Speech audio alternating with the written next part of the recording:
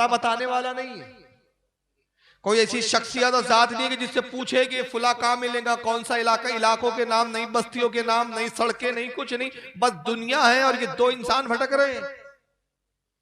अब भटकते रहे, एक दूसरे को तलाश करते रहे, आदम इस्तगफार करते रहे, अपनी लर्जिश की माफिया मांगते रहे। 313 साल या 310 साल, मुख्तलिफ रिवायत में एक जुमले में कहूं 300 कुछ साल के बाद तौबा कबूल हुई, आदम और हव्वा की एक जगह मुलाकात हुई, और जिस जगह ये दोनों मिले उस जगह का नाम रख दिया गया अरफात। अरफात के लफ्जी मायने होते हैं मुलाकात की जगह, अरफात के मायने होते हैं मिलने की जगह। बोर तो नहीं हो रहे ना यार, क्योंकि इतने सन्नाटे में सुन रहे थे, ऐसा लग रहा उंगने का टाइम हो गया ना। असल में 1:30 बजा है, अल्लाह अकबर। तो फिर बजता कब है बिहार में भाई? ना हमारे इलाकों में 12 बजे तो जलसा खत्म हो जाता है और लोग घरों में 1 बजे जाके सो जाते हैं। चलिए अल्लाह ताला आपको बेदार रखे। जहां आदम और हव्वा मिले वो जगह का नाम अरफात। अब जब ये दोनों मिले तो क्या किया, जरा तसव्वुर करे, दो इंसान 300 साल के बाद मिले, मियाँ और बीवी मिले, वो भी हाँ मियाँ और बीवी। तो क्या करते हैं, एक दूसरे से प्यार करेंगे, मोहब्बत करेंगे, है ना। मगर वो हमारे जद्दे आला आदम थे, अल्लाह के नबी थे, वो हमारी माँ थी हव्वा, बगलगीर नहीं हुए, हुकूके अज़वाजियत अदा नहीं किया, बल्कि आदम ने कहा हव्वा अल्लाह ने अपने फजलो करम से 300 कुछ साल के बाद हमें मिलाया, मैं चाहता हूं आज की ये पूरी रात हम अल्लाह के शुक्र में गुजार दें। दोनों इबादत करते रहे, रात भर शुक्र के सजदे करते रहे, रब को अदा पसंद आ गई। कहा कि आदम और हव्वा 300 साल के बाद मिले, मगर तुमने जो एक जरूरतें होती है मर्द और औरत की उसकी तकमील नहीं की। मेरा शुक्र करते रहे, मेरी इबादत करते रहे, मेरे लिए तारीफ तस्बीह तहलील बयान करते रहे, अदा पसंद आई। आखिरी उम्मत जब मबूस करूंगा, अपने नबी को भेजूंगा, उस पर जब हज फर्ज करूंगा तो उस उम्मत को अरफात पे ठहरने का हुक्म दूंगा, ताकि तुम्हारा ये ठहरना यादगार बन जाए, तुम्हारी नस्लें इसको याद रखे। आज तक याद रख रहे हैं कि हमारे बाप आदम, हमारी माँ हव्वा मिली थी, और आका ने कहा मेरे बाप आदम मिले, मेरी माँ हव्वा मिली। उस जमीन की तासीर जानते हो? लोगों ने कहा अल्लाह रसूल बेहतर जाने। फरमाया सुनो, जहां आदम और हव्वा मिले वो जगह अरफात कहलाई, और उस जगह की तासीर ये हो गई कि जो दुआ मांगे हाजी अल्लाह रद्द नहीं फरमाता है, जो इल्तिजा करे हाजी अल्लाह रद्द नहीं फरमाता है, जो तमन्ना करे वहां हाजी अल्लाह रद्द नहीं फरमाता है। तो बात समझ में आ गई, एक मामूली जमीन का खित्ता था, मगर आदम और हव्वा की मुलाकात ने उस जमीन में ये तासीर पैदा कर दी कि उस जगह दुआएं रद्द नहीं हो रही है। तो आदम थे नबी, हव्वा थी वलिया, तो जहां एक नबी और वली की मुलाकात हो जाए वो जगह दुआओं की मकबूलियत की जगह हो जाती है। जब इस उम्मत का एक वली कब्र में जाता है, मुस्तफा तशरीफ लाते हैं, नबी और वली की मुलाकात हो जाती है, जमीन में तासीर पैदा हो जाती है। अब जो दुआ मांगो रद्द नहीं की जाती है।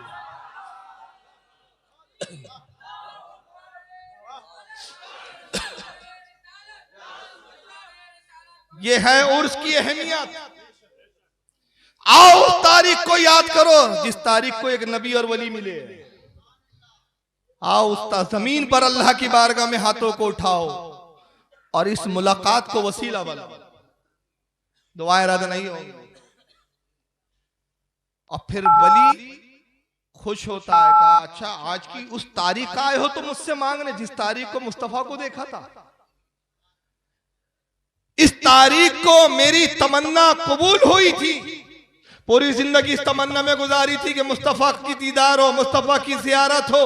आज इस तारीख को मेरी तमन्ना पूरी हुई, तो आज मैं इस तारीख को किसी की तमन्नाओं को पूरा ना हो ये होने नहीं दूंगा। तुम तमन्ना जाहिर करो, मैं रब से दुआ करके तुम्हारी तमन्नाओं को पूरा करता हुआ नजर आऊंगा।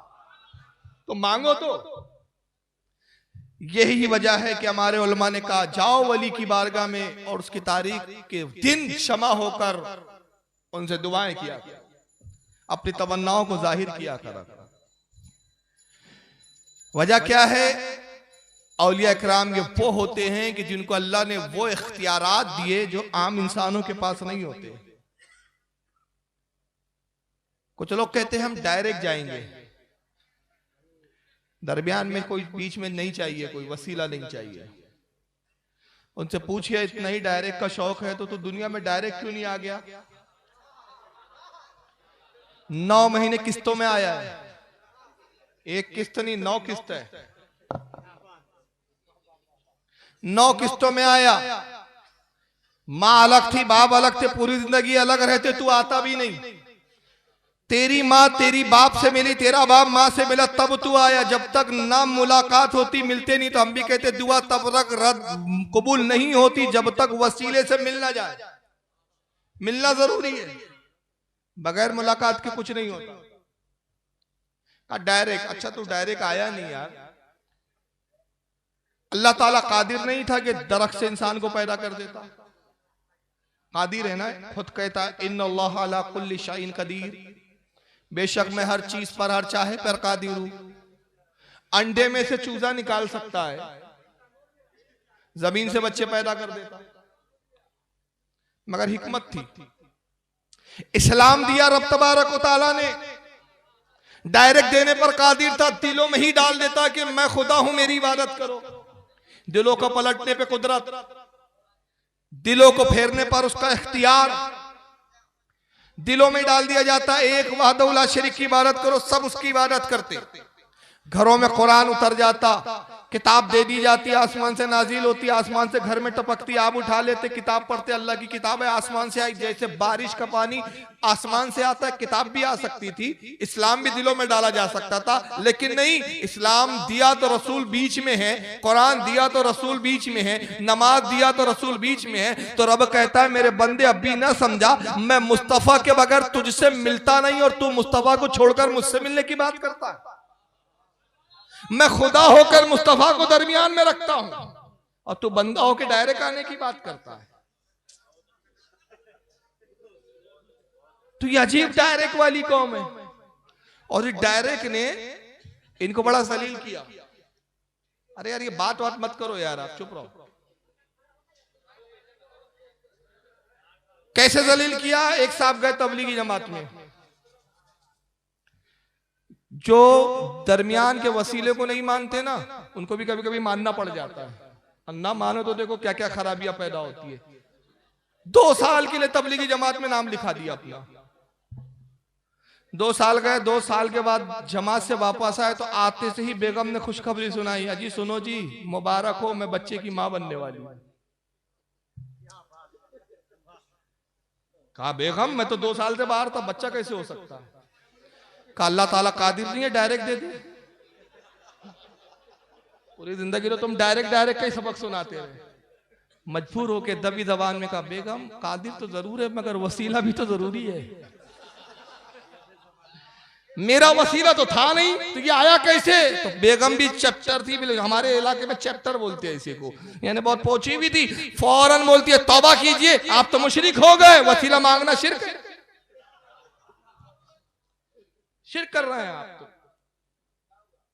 एक वहाबी अपने बेटे को दिन रात यही समझाता था, बेटा देखो मदद मांगो तो अल्लाह से, सिर्फ अल्लाह मददगार है, इय्याका नअबुदु व इय्याका नस्तईन।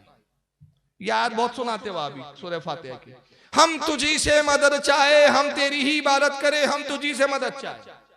हम इबादत अल्लाह की करते हैं, मदद भी अल्लाह से, किसी वली से नहीं मांगेंगे, किसी बुजुर्ग से नहीं मांगेंगे, हम तेरी ही इबादत करते हैं, तुझी से मदद चाहे। बेटा मदद मांगना है तो अल्लाह से मांगो, अल्लाह से मांगो, अल्लाह से मांगो, अल्लाह से मांगो। गैरुल्लाह से मदद मांगना, गैरुल्लाह से मदद मांगोगे शिर्क, शिर्क, शिर्क। पूरी जिंदगी बच्चे को समझाता रहा, बच्चा होशमंद हुआ, जवान हुआ, बाप बेटे निकले किसी सैर के लिए, समुंदर में पहुंचे, अब्बा ने कहा बेटा मैं नहाने का जी चाहता है समुंदर में।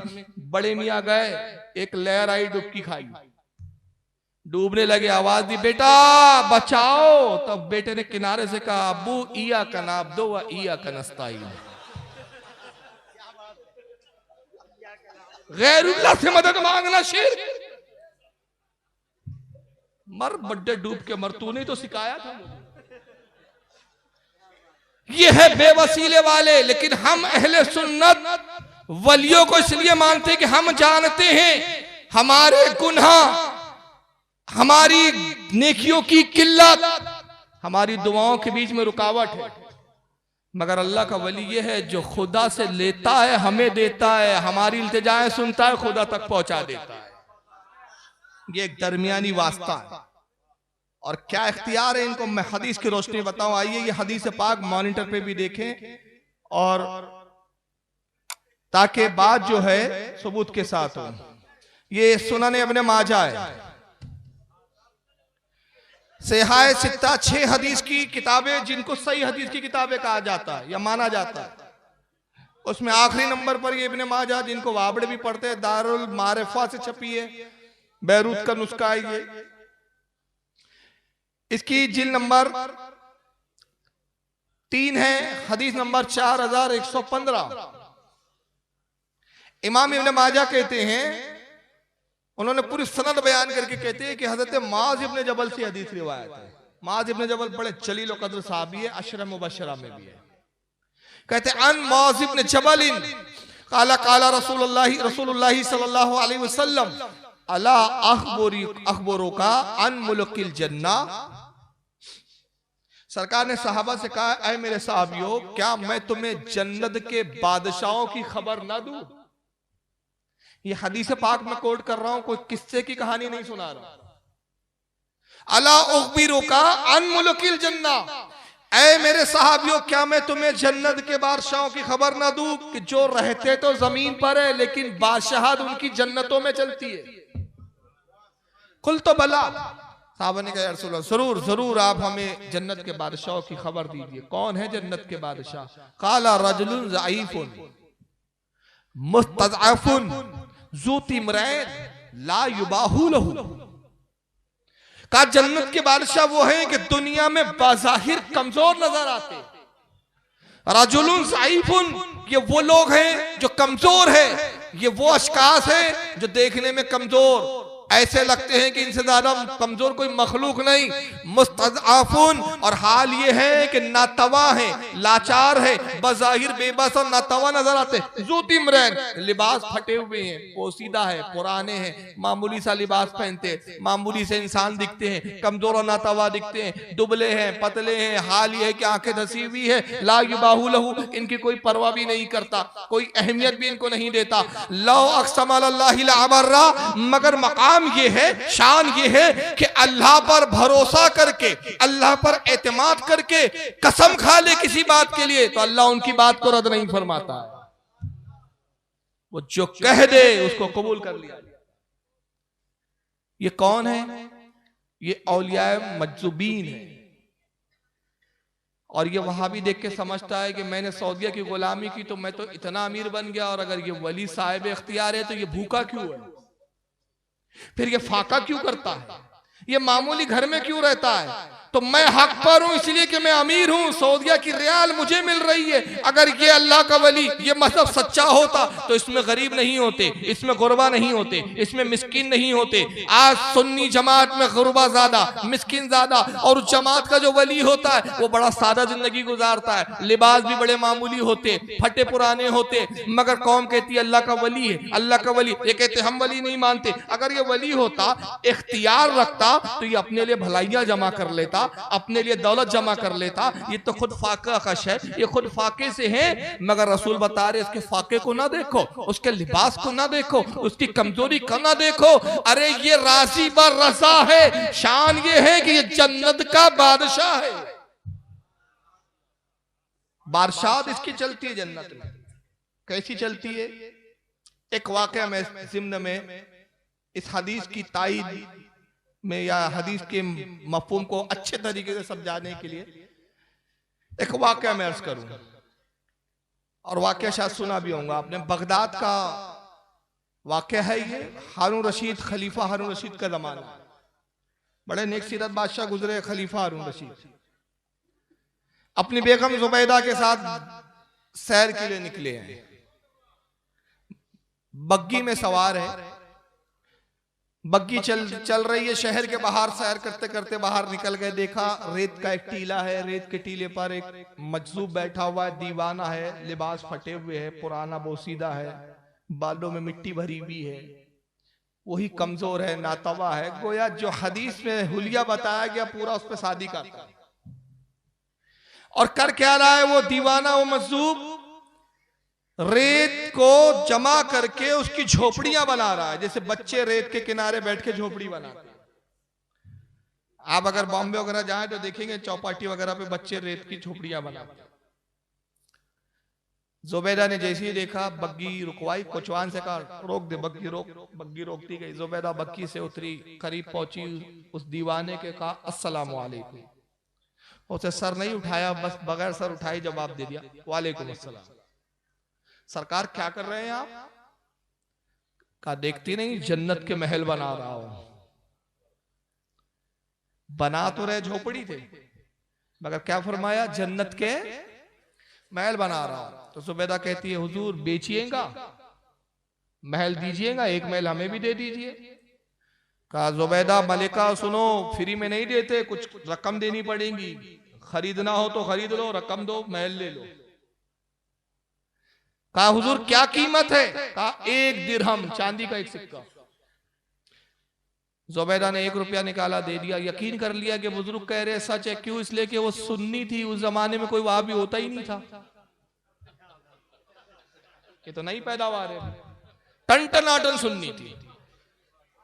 सिक्का लिया, कहा सरकार ये सिक्का लीजिए, महल दे दीजिए। अब महल क्या देते, महल उठा के दिया थोड़ी जाता है।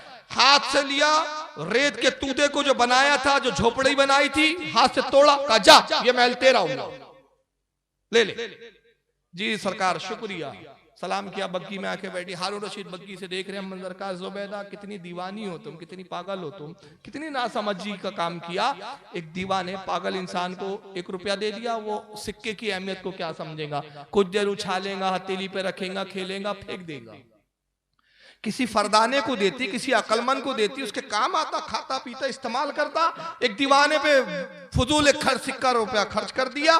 जुबैदा कहती अमीरुल मोमिनीन जाने दीजिए, अल्लाह ने इतना माल दौलत दिया, इतने असबाब दिए, इतनी हुकूमत दी, एक सिक्के की क्या अहमियत है? मजसूब है, दीवाना है, जाने दीजिए। बात खत्म हो गई। घर आए, रात में जब हारून रशीद अपनी ख्वाबगाह में सोते, आधी रात का वक्त है, ख्वाब नजर आता है। ख्वाब क्या दिखता है? ये बेटा मॉनिटर सही करो, कहाँ है ये मॉनिटर वाले? ये गायब हो गया डिस्प्ले इसका।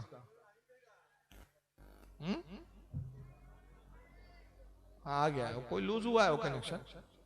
रात में हारून रशीद ख्वाब देखते हैं। ख्वाब क्या दिखता है?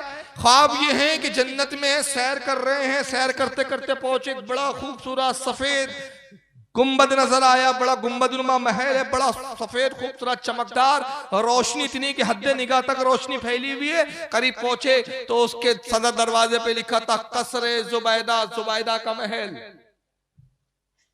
खुश हो गए, अरे ये तो हमारी बेगम साहिबा का महल है। अंदर जाना ही चाहते थे कि महल के सिपाही जो खड़े थे उन्होंने रोक दिया, रुक जाओ, ए खलीफा अंदर नहीं जा सकते। कहा क्या ये मेरी बेगम जुबैदा का महल नहीं है? कहा आप ही की बेगम का है, लेकिन वो सब दुनिया के मामलात है, यहाँ के मामलात को चला गए। जब तक मलिका जुबैदा इजाजत ना दे, आपको इजाजत नहीं अंदर आने की। रुकिए, ठहरिए, इजाजत लेकर आते, इजाजत मिलेंगी तब अंदर जाइएगा। हारून रशीद कहते अच्छा छोड़ो, इजाजत वगैरह सब बात की बात है, जुबैदा से बाद में मुलाकात हो भी जाएंगी, मगर ये बताओ कौन सा अमल अल्लाह को पसंद आ गया जिसके एवज अल्लाह ताला ने जुबैदा को ये जन्नत का महल दिया है? तो वो कहते हैं कि सुनिए, अल्लाह को जुबैदा का कोई अमल, अल्लाह ने उसकी तरफ, अमल की तरफ देखा ही नहीं। किसी अमल के एवज जन्नत नहीं दी गई, बल्कि ये जो महल आप देख रहे हैं, ये वो महल है जो बगदाद के उस मजलूम ने 1 दिरहम में बेचा। ये वही महल है। हारून रशीद हड़बड़ा के उठे, रोने लगे। जुबैदा की नींद खुली। अमीरुल मोमिनीन क्यों रो रहे हैं? कहा जुबैदा बेगम तुम तो कामयाब निकली, हम नाकाम रहे। कहा क्या हुआ? सारा माजरा सुनाया। कहा अभी चलो, अभी उस मजसूब को, उस दीवाने को ढूंढेंगे, हम भी एक महल खरीद लेंगे। हमने तो उसको दीवाना और पागल समझा, हमें क्या पता था कि उसका मकाम यह है कि वो झोपड़ियां नहीं, वाकई में जन्नत के महल बेचता है। रात ही में बग्गी निकाली, कोचवान को बुलाया गया, बग्गी तैयार हुई, जुबैदा हारून रशीद दोनों निकले। अब तलाश कर रहे हैं तो ये कहाँ मिलते साहब? मजदूबों का, दीवानों का हाल ये कि कोई एक ठिकाना होता नहीं है, ठिकाने इनके कोई परमानेंट होते नहीं है। जहां तक चाहा जी बैठ गए, जब तक चाहा बैठ गए, जब चाहा उड़ गए। पूरा दिन ढूंढते रहे, लेकिन ये मजसूबे जमाना नजर नहीं आया, ये दीवाना नजर नहीं आया। हारून रशीद बड़े परेशान, ढूंढते रहे, परेशान हो गए। रात हुई, मायूस लौटे, दूसरा दिन गुजरता, हारून रशीद फिर निकलता है, फिर तलाश किया, मगर फिर वो मजसूब का पता ना चला। अब हालत ये हो गई कि जैसे जैसे वक्त गुजरता है हारून रशीद की हालत बिगड़ती जाती है। बेगम जुबैदा ने तसल्ली दी, कहा इत्मीनान रखिए, आज नहीं तो कल मिल ही जाएंगे, अल्लाह से दुआ कीजिए कि मुलाकात हो जाए। अब तीसरा दिन आता है, दोपहर का वक्त, हारून रशीद बग्गी में निकलते, तलाश करते, तब मामला देखते हैं कि वही रेती है, वही रेत के जो है तूदे भरे हुए हैं, वही वक्त का मजदूर रेत पर बैठा हुआ है, फिर वही झोपड़ियां बन रही है। जैसी हारून रशीद ने देखा, खुश हो गए, बग्गी से उतरे, करीब पहुंचे, सलाम किया, अस्सलाम वालेकुम। वालेकुम अस्सलाम। सरकार क्या कर रहे हैं? देखते नहीं, जन्नत के महल बना रहा हूं। कहा हुजूर महल बेचिएगा? कहा बेचने के लिए तो बना रहे हैं। कहा हुजूर एक महल हमें भी दे दीजिए। कहा कीमत देनी होगी? कहा हुजूर कितनी कीमत? कहा तेरी पूरी हुकूमत। का सरकार 2 दिन में इतने रेट बढ़ गए, भाव आसमान छू रहे। 2 रोज पहले आपने अपनी कनीज, अपनी लौंडी, अपनी खातिमा जुबैदा को 1 दिरहम में महल दिया है, और आज पूरी हुकूमत का मुतालबा है, ये क्या बात है? तो आप मुस्कुराए, कहा कि अमीरुल मोमिनीन, आए हारून रशीद सुन, जुबैदा ने जो सौदा किया था बगैर देखे किया था, तू तो महल को देख कर आ रहा है। अब सौदों की नोयत बदल गई। ये कौन थे? ये जो थे हजरत बहलुल दाना।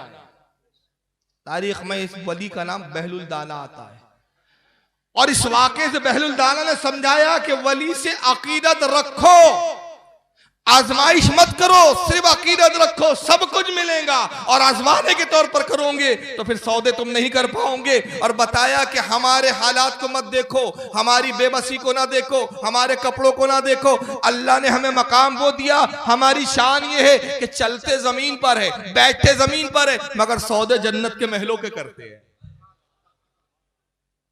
ऐसे व्यापारी देखा है आपने कि जमीन पर हो और सौदे वहां के प्लाटों के करे, वहां फ्लैट बिक्रे। बड़े ठंडे सुन रहे यार आप लोगों के ना इल्मी तकरीर सुनने का मिजाज नजर नहीं आता। यहां बस वो तुक्केबाजी कीजिए तो सब भी वाह वाह वाह वाह वाह वाह सुभान अल्लाह। ऐसी माहौल है बिहार का। बड़ा मायूसी होती बिहार के तकरीरों में, दिल ही नहीं चाहता कि इधर यहाँ तकरीर की जाए। ऐसा लगता है कि सब बिल्कुल जबरदस्ती 100 रुपए में बुलाए गए हैं, आ जाओ 100 रुपए मिलेंगे तुमको। तवज्जो से सुन रहे, चलिए अच्छी बात है। आइए, ये मैंने एक हदीस की रोशनी में कि सरकार ने कहा अला उखबिरुका अन मुलुकिल जन्ना, मैं तुम्हें जन्नत के बादशाह की खबर ना दूं। आका इन्हें जन्नत के बादशाह कह रहे हैं। मगर आज की जमात जो अपने आप को हदीस का दावेदार कहती है, आज की वो जमात जो अपने आप को दीन का ठेकेदार कहती है, और ये इनको दावा, इनका कहना हम अहले हदीस, हदीस पर चलने वाले। और अभी किताब उन्हीं मनुष्यों के लिए रद में लिखी है हमारे हजरत अल्लामा मौलाना मोहम्मद आसिफ अली साहब ने, आप पढ़िए इस किताब को। ये इनके दावे कि हम हदीस पर चलने वाले, मगर खुदा की कसम ये हदीस को नहीं मानते, अक्लों के घोड़े दौड़ाते। आइए ये मेराज रब्बानी को देखिए, जिन जातों को, जिन औलिया को रसूलुल्लाह ने जन्नत का बादशाह कहा, जिनकी तारीफ कुरान करता है, ये मनुष्य उसको क्या कह रहा है उन औलिया को, जरा सुनिए इसको। और सुनो मुसलमानों, सुनो सुनो, इस्लाम में कोई कुतुबियत नहीं है, याद रखो। इस्लाम में कोई कुतुब नहीं, कोई गौस नहीं, कोई वतद नहीं, ना कोई औताद, ना कोई नजीब, ना कोई नजबा, ना कोई यत्किया, ना फतकिया, कुछ नहीं। ये सब यहूद और नसारा की ढकोसलेबाजियां हैं। डरो मत, डरो मत, डरोगे ऐसे ही जलील होते रहोगे, ऐसे ही जलील होते रहोगे। कोई कुतुबियत फतबियत नहीं है, सब जूते की नोक पे। इस्लाम में जो मोहम्मद रसूलुल्लाह सल्लल्लाहु अलैहि वसल्लम ने जो शरीयत नाजिल की है, और शरीयत में कहीं कुतुब का नामो निशान मौजूद है? फातु बुरहानकुम इन कुंतुम सादिकीन, अगर सच्चे हो तो दलील पेश करो। इन ही अस्माउन सम्मैतुमूहा अंतुम व आबाउकुम मा अंज़लल्लाहु बिहा मिन सुल्तान, ये वो नाम है जिसको तुमने और तुम्हारे बाप दादाओं ने दिए हैं, अल्लाह ने इसके ऊपर कोई दलील उतारी। ये वो नाम है जो कुरान की उसने आयत पढ़ी और ये आयत बुतों के बारे में आई और इस खबीस ने किस पर फिट किया उसको? औलिया पर। इनकी बदमाशी, इनकी कमीनेपन की हद देखें आप कि वो आयतें जिसका ताल्लुक बुतों से होता है या औलिया पे फिट करते हैं। और कहा इस्लाम में कोई कुतुब नहीं है, कोई अबदाल नहीं है, सब जूते की नोक पर हमारे। इससे ज्यादा इस फिरके की बेबाकी क्या होंगी कि बड़े बड़े औलिया कराम को ये जूते की नोक पर बोलता है। आइए उसके बाद इसकी और एक वीडियो सुने, उसमें देखिए कितने बड़ी गुस्ताखी की है उस खबीस ने, ये भी सुन लीजिए। लोग समझते हैं कुतुब इस्लाम का कोई बहुत बड़ा मकाम है, अब्दाल ये तो कोई जैसे कोई वजीर आजम है, कोई मुख्यमंत्री है, कोई रईसुल वज़रा है, कोई सदर है, कोई काउंसलर है, कोई क्या क्या है वो दुनिया में जैसे होते हैं, ऐसे ये पूरे मकामात हैं, इनकी भी तशरीह जरूरी है। आप इनसे धोखा ना खाएं। मिन जुमला ये समझ लें, ये चंद गलादतें हैं। ये क्या हैं? ये बिखरी हुई गलादतें हैं जो उम्मत में शरीयत इस्लामिया के ऊपर चिस्पा की गई हैं। इस्लाम के नाम पर, अकीदत के नाम पर, वलायत के नाम पर ये कुफ्र है। ये क्या है? गौसियत, कुतबियत, अब्दालियत, नजबियत, फतबियत, ये कुफ्र है। और जो इसको कुफ्र न माने वो भी काफिर है, ये भी याद रखो। गौसियात, अब्दालियात यानी अब्दाल मानना, गौस मानना, कुतुब मानना, ये गलासतें हैं, गंदगियां हैं जो इस्लाम के नाम पर लाई गई है, इस्लाम के नाम पे चिस्पा की गई है। शरीयत में इसका कोई वजूद नहीं है, ये इसका कहना है। हदीस में इसका कोई तस्करा नहीं है, शरीयत में इसका कोई वजूद नहीं पाया जाता। ये कुफ्र है। विलायत मानना, गौसियत मानना, कुतुब मानना, अब्दाल मानना, ये सब कुफ्र है। और जो इसको कुफ्र ना कहे, कहता है मरदूद के, वो भी काफिर है। नहीं, हंसने की बात नहीं है भाई, ये अफसोस की बात है कि अंदाजा लगाइए कि लोग ऐसी जमातों में जा रहे हैं कि जो वलियों के मुनकिर। और इसी बुनियाद पे हम कहते हैं असल में मामला ये है कि ये औलिया को गाली क्यों बकते हैं, औलिया इकराम पर लान तान क्यों कर रहा है कि ये जानता है कि हमारी जमात कुफ्र में इतनी बढ़ चुकी है कि अब हमारी जमात में कोई अल्लाह का वली है ही नहीं। अगर किसी में हिम्मत हो तो मैं चैलेंज करता हूं कि चाहे वो देवबंदी हो, चाहे गैर मुकल्लिद अहले हदीस हो, अपनी जमात में एक वली दिखा दे। नहीं मिलेगा इस जमात में कोई वली। तो जो जमात वलियों से खाली और वलियों की गुस्ताख हो और उस जमात में खुद वली ना हो तो वो जमात कैसे हक पर हो सकती है? मगर ऐसी जमातों की तरफ हमारे लोग अट्रैक्ट हो रहे हैं। आइए एक तीसरी इसकी क्लिप सुन लीजिए, इसमें भी क्या बकवास की है, जरा सुनिए। हजरत शेखुल मशाइख कुतुबुल इरशाद शाह वलीउल्लाह साहब नव्वर अल्लाह ने अपनी किताब नवादिर में बहुत से मशाइख तसव्वुफ और अब्दाल के जरिए थे। मशाइख तसव्वुफ और अकीदा, सुनो अकीदा, लिख रहे हैं कि मशाइख तसव्वुफ, ये सूफी लोग, सूफी जमदे, सूफी कूफी, सूफी लायूफी, सूफी शैतान, सूफी ब्राह्मण, ये सूफी शैतान जो होते हैं, कह रहे मशाइख हैं ये कुतुबुल इरशाद। और सुने, अब्दाल के जरिए, अब्दाल हर मुल्क का एक एक अब्दाल होता है, जो खंबे को पकड़े हुए दुनिया को अगर थोड़ा हिलाएं तो पूरे दुनिया हिलने लगे। अल्लाह ताला चुपचाप अर्श पे बैठा हो, उसको कोई जरूरत नहीं, सब कुछ यही कर रहे हैं अब्दाल लोग। तो ये अकीदे फैलाए जा रहे हैं क्या कि अब्दाल, इसका कोई तस्वुर इस्लाम में नहीं है।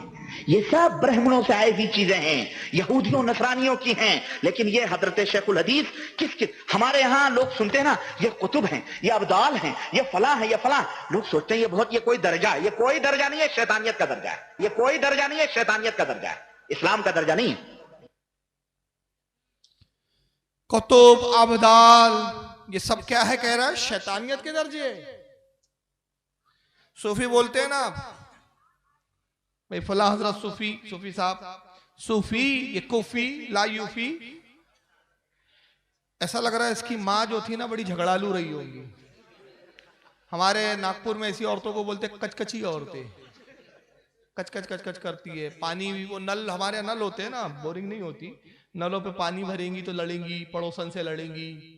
किरकिरी औरतें जो होती है, आए दिन झंझट करेंगी। ऐसा लगता है इसकी माँ भी वही रही होंगी, तभी ये पैदा हुआ और वो वहीं से विरासत में मिला है इसको, वो किरकिरी करना।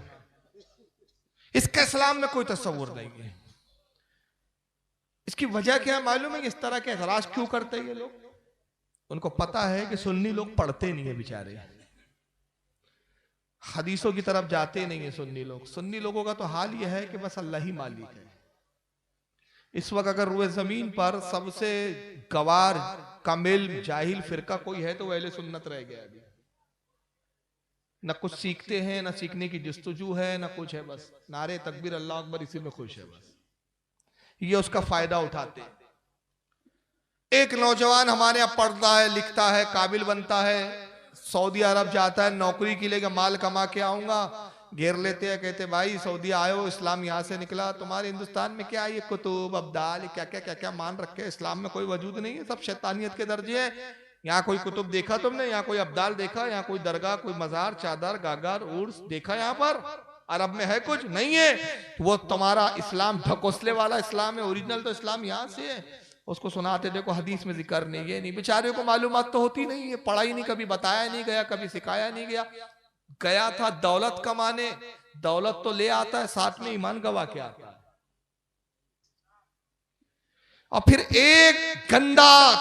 एक गंदी मछली पूरे तालाब को गंदा करती है, पूरी बस्ती सुन्नियों की होती है, उर्स भी हो रहे हैं, चादरें भी चढ़ाई जा रही है, जो है सलातो सलाम भी हो रहा है, नजर नियाज भी हो रही है। वो एक खबीस सऊदिया से कमा कर के आया और ईमान गवा के आया, फिर पहले बाप को बदलता है, फिर माँ को बदलता है, फिर चाचा को बदलता है, फिर पड़ोसी को बदलता है, एक घर से दूसरा घर, दूसरे घर से तीसरा घर, चौथा घर, पांचवा घर। 1 साल के बाद पता चला कि साहब यहाँ पहले कोई वहाबी नहीं था, अब 10 घर वहाबियों के हो गए। ये वहाबी फैल क्यों रहे? गौर किया कभी आपने इस पर? मैं बिहार वालों से खुसूसी तौर पर कह रहा हूं, गौर किया कभी आपने? इल्म सीखा नहीं, आपने जानने की कोशिश ही नहीं की कि हम जिन औलिया को मानते हैं, जिनको हम कुतुब कहते हैं, अब्दाल कहते हैं, इसका इस्लाम में क्या है, तसव्वुर है, नहीं है, कहां है, क्या है? हमने जानने की कोशिश नहीं की। नतीजा ये हुआ कि जो भी जुब्बा कुब्बा में आया तो हमने उसको अल्लामा मौलाना समझा, और उसने जो उठपटांग बताया हमने उसको सुन लिया और उसी को सही समझ लिया। नतीजा ये हुआ कि ये जुब्बे कुब्बे में आते और हम समझते अरब के आलिम है, भाई इतने बड़े अरब के आलिम झूठ थोड़ी बोलेंगे। फिर सऊदिया में तकरीर कर रहे हैं, मुफ्त में CD और DVD दे रहे हैं, तो भाई सऊदिया में कैसे झूठ कोई बोलेगा? नतीजा ये हुआ कि इनकी बातों और फरेब में हम आ जाते। लेकिन आइए मैं आपको कुछ हदीसें यहाँ पेश कर रहा हूँ, और इससे मैं बताना चाह रहा हूं आप लोगों को कि इस जाहिल ने हदीसों को नहीं पढ़ा तो बेबाकाना तौर पर कह दिया कि हदीस में इसका कोई जिक्र नहीं, शरीयत में इसका कोई नामो निशान नहीं, ये शैतानी वसवसे हैं, ये शैतानियत के दर्जे हैं। और ये कह के उसने इनकार कर दिया, गोया किसी ने अगर अमेरिका नहीं देखा तो कहने लगा कि साहब दुनिया में अमेरिका है ही नहीं। तो उससे कहा जाएगा जाहिल जमाना, तेरा ना देखना ना होने की दलील नहीं है। फरिश्ते हैं लेकिन हम नहीं देख सकते, तो हमारा ना देखना, हमारी निगाहों से उनका ना दिखाई देना उनके ना होने की दलील नहीं है। लेकिन हदीसों में इसका जिक्र मौजूद है, जाहिल को कुछ पता नहीं। आइए ये देखिए मिशकात शरीफ, ये हदीस की वो किताब है जो हर मदारिस में पढ़ाई जाती है। ये किताब जब तक कोई पढ़े नहीं तो मौलवी का कोर्स मुकम्मल नहीं होता। मिशकात कोर्स में मगर ताज्जुब है कि ये पता नहीं इनके मदारिस में भी कैसे इनको सनद दे दी जाती है, बगैर मिशकात पढ़े ही ये मौलवी बन जाते हैं। ये मिशकात की जिल्द नंबर 3 किताबुल मनाकिब है, बाप का नाम है किताबुल मनाकिब। हदीस नंबर है 6277। नुस्खा जो छपा है ये सऊदी अरब की छपा हुआ है मिशकात, ये हिंदुस्तान की छपी हुई मिशकात नहीं है, मैं जो आपको दिखा रहा हूं। बाब जिक्रुल यमनी व शामी जिक्र ओवैसिल करनी, हदीस नंबर 6277। साहिब मिशकात कहते अन शुरैह इब्न उबैदिन काला ज़ुकीरा अहल शामी इंदा अली रज़ियल्लाहु अन्हु वकीला अल अनहुम या अमीरुल मोमिनीन। शुरैह इब्न उबैद कहते हैं कि एक मर्तबा हजरत अली रज़ियल्लाहु ताला अन्हु के सामने मुल्क शाम का जिक्र हुआ। मुल्क शाम जिसको इस जमाने में सीरिया कहा जाता है, पुराना नाम इसका है शाम। और ये उस जमाने की बात है, हदीस का थोड़ा सा पस मंजर समझेंगे तो हदीस बहुत अच्छी तरीके से समझ में आएंगी कि जब मुल्क शाम में अमीर माविया की हुकूमत थी, कूफा और मदीने में हजरत अली की हुकूमत थी, खिलाफत 2 हिस्सों में तकसीम हो चुकी थी उस वक्त, और हजरत अली से अमीर माविया के इख्तिलाफात चल रहे थे, जंगें हो रही थी। तो उस जमाने में कि जब हजरत अली अमीरुल मोमिनीन थे और हजरत अमीर माविया रदी अल्लाह ताला अन्हु ने हजरत अली को अमीरुल मोमिनीन बादशाह खलीफा इस्लाम मानने से इनकार कर दिया और अपनी अलग हुकूमत का ऐलान किया। तो हजरत शुरे कहते हैं कि उस वक्त अहले शाम का जिक्र हुआ हजरत अली के सामने, और कहने वाले ने कहा वकीला अलहुम या अमीरुल मोमिनीन, तो कहने वाले किसी एक शख्स ने कहा कि ऐ अमीरुल मोमिनीन, आप मुल्क शाम वालों पर लानत कीजिए, आप उन पर अल्लाह की लानत भेजिए।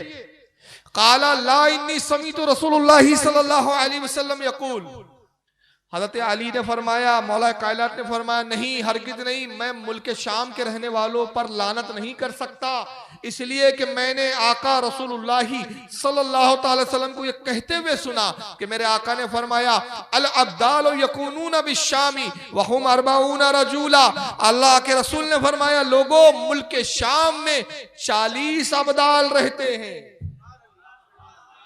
मुल्क शाम में कितने अब्दाल है? 40। ये मिशकात की हदीस है कि मुल्क शाम में 40 अब्दाल रहते हैं। कुल्लमा माता रजूल अब्दालुल्लाही मकानहु रजूला, और इन अब्दालों में से जब भी किसी एक अब्दाल का भी इंतकाल होता है अल्लाह उसकी जगह फौरन दूसरा अब्दाल मुंतखब कर देता है, कयामत तक अब्दाल आते रहेंगे। अब फिर इन अब्दालों की शान क्या है, इनका मकाम देखिए। ये वहाबियों की हड्डी तोड़ने वाली हदीस है। युस्का बिहमुल गैसो व यंतसुरु बिहिम अलल आदाई व युसरफु अन अहली शाम बिहमुल अजाब। आका ने कहा कि इन्हीं अब्दालों के सदके में तुम पर बारिश बरसाई जाती है, ये अब्दालों का सदका है कि तुम्हें बारिश दी जाती है। इन्हीं अब्दालों के सुपैल, इन्हीं की मदद से तुम दुश्मनों पर फतेह पाते हो, इन्हीं मुल्क शाम के अब्दालों की वजह से तुमसे अल्लाह का अजाब हटा दिया जाता है। यह है मकाम अब्दाल का। और फिर यह हदीस मिशकात के अलावा, ये मिशकात का तो मैंने हवाला भी दिया, स्कैन पेज भी दिखा दिया।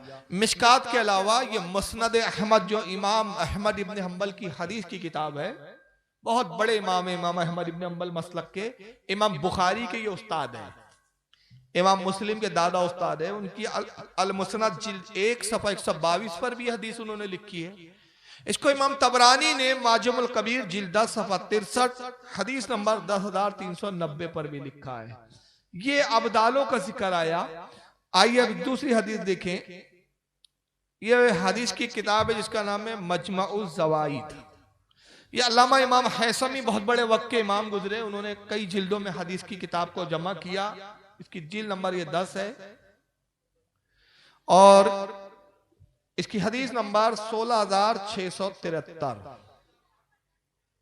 16,673 ये हदीस नंबर है। हज़रत इमाम हैसमी कहते हैं वन उबादा इब्न सामिती रदियल्लाहु ताला काल, उबादा इब्न सामित ये साहबी रसूल है। उबादा इब्न सामित से रिवायत है काला रसूलुल्लाह सल्लल्लाहु अलैहि वसल्लम, वो कहते हैं कि अल्लाह के रसूल ने इरशाद फरमाया ला यज़लु फी उम्मती सलासून। अब ये कुतुब के बारे में हदीस आ रही है। आका ने फरमाया कि लोगों मेरी उम्मत में हर जमाने में 30 लोग होंगे, हर जमाने में 30 होंगे। अब्दाल कितने थे? 40। हर जमाने में 40 होंगे। जैसे ही किसी का इंतकाल होगा फौरन दूसरा अब्दाल आ जाएगा। और सरकार कह रहे मेरी उम्मत में हर जमाने में 30 आदमी रहेंगे, हर जमाने में 30 लोग ऐसे रहेंगे बेहिम तक़ूमुल अर्द, कि जिनकी वजह से जमीन का निजाम कायम रहेगा। जो जमीन के निजाम को कायम रखेंगे उसे ही कहते हैं कुतुब। ये कुतुब के बारे में आ रही। वबहिम तुमतरूना वबहिम तंसरून, इन्हीं के सदके में तुम पर बारिश बरसाई जाएंगी और इन्हीं के सदके में तुम्हें मदद दी जाएगी। वकाला कतादतो इन्नी अर्जू अन यकूनल हसन मिनहुम। हज़रत कतादा इस हदीस के रावी इमाम हैसमी कहते हैं, वो कहते हैं कि मेरा ख्याल ये है कि इन 30 कुतुबों में से, इन 30 अख्ताबों में से एक इमाम हसन बसरी भी एक कुतुब है। इमाम हसन बसरी भी उनमें से एक है। और वहां पर भी लिखा उन्होंने इमाम हैसमी रवा तबरानियो, इमाम तबरानी ने लिखा, इसको बज़ार ने भी लिखा। और आगे फरमाया रिजालहू रिजालुस सहीहुन। इस हदीस के जो जितने रावी है सब सही हदीस के रावी है, यानी हदीस ज़ईफ कमजोर नहीं है। और इस हदीस को इमाम हैसमी के अलावा अल्लामा ज़हबी ने भी लिखा एलामुल नुबाला, जिल्द नंबर 4 है, सफ़ा 504 है। इब्न कसीर ने लिखा तफसीर कुरान में, इब्न कसीर को जिसको अहले हदीस बहुत मानते हैं, तफसीर कुरान के अंदर लिखा इब्न कसीर ने, जिल्द 1 सफ़ा 304। और इसको इमाम तबरानी ने लिखा, इमाम बज़्ज़ार ने लिखा, और भी लोगों ने लिखा है इसको बहुत सारे। तो बहरहाल अभी आपने ये अब्दाल वगैरह के बारे में सुना कि इनका अकीदा अब्दाल वगैरह के ताल्लुक से नौज़ुबिल्लाह ये है कि शैतानी दर्जा है। आइए, हिंदुस्तान का जो सबसे बड़ा वली है वो कौन है? अरे हिंदुस्तान के भाई, ख्वाजा गरीब नवाज। हिंदुस्तान में सबसे ज्यादा इस्लाम किसने फैलाया? ख्वाजा गरीब नवाज ने, है ना। मगर आइए मेराज रब्बानी इस बारे में क्या कहता है जरा सुनिए। भैया खत्म किया जाए कि बस आधा घंटा लूंगा यार, इतना ज्यादा वक्त नहीं लूंगा आप लोगों का, थक गए हैं आप लोग, वैसे भी सब उठ के जा रहे हैं। अरे चंद लोग सुन रहे हैं यार, बाकी तो सब चले जा रहे हैं। यहाँ पर बिठाते ही 1:30 बजे हो आपके यहाँ यार, जब आधा मजमा ऊँगता है, आधा मजमा भागता है, आधा मजमा सो रहा होता है। ये वक्त बिठाने का आपके यहाँ क्यों जलसे लेते मेरे समझ में नहीं आता। मैं आज तक समझ नहीं पाया कि मुझे बुलाया क्यों जाता है यहाँ पर। खुशामद कर करके बुलाया जाता है, जब